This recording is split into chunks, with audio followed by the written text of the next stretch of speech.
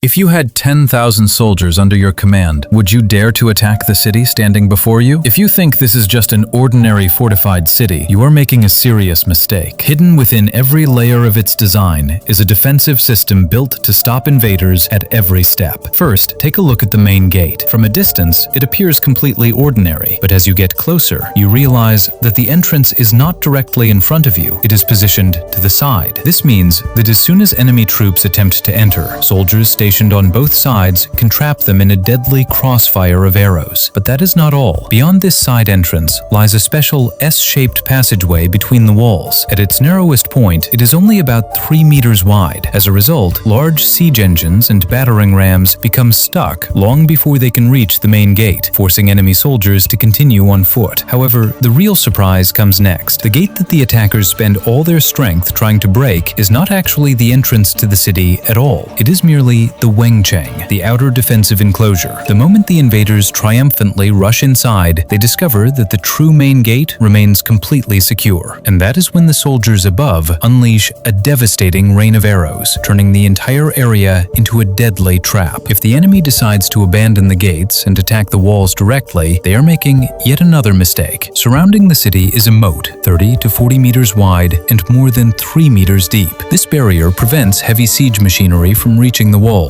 As a result, the attackers must first fill in the moat, suffering enormous losses of men and resources in the process. Yet the city's defenses do not end there. Projecting from the walls at regular intervals are horse-face bastions, structures resembling the heads of horses. Combined with the L-shaped walls, they create lethal angles of attack, ensuring that anyone approaching the fortifications comes under fire from every direction. Even if an enemy survives the assault from the front, attacks from the sides and rear are unavoidable, and the fortress's greatest strength lies not only in its outer defenses, but also in the way it is organized inside. A network of broad wooden walkways and corridors stretches across the city, allowing soldiers to reach any section within minutes. Wherever an attack occurs, reinforcements can arrive almost immediately. Moreover, most of the city's buildings are constructed from stone slabs. This makes one of the enemy's favorite tactics, setting the city ablaze, largely ineffective. From the outer walls to the inner streets, this fortress leaves virtually no weak point for its enemies to exploit. Any army bold enough to attack this city may or may not achieve victory, but one thing is certain: the cost will be enormous. And thus, history gave birth to a fortress so formidable that people still call it the 1,000-year-old impregnable stronghold.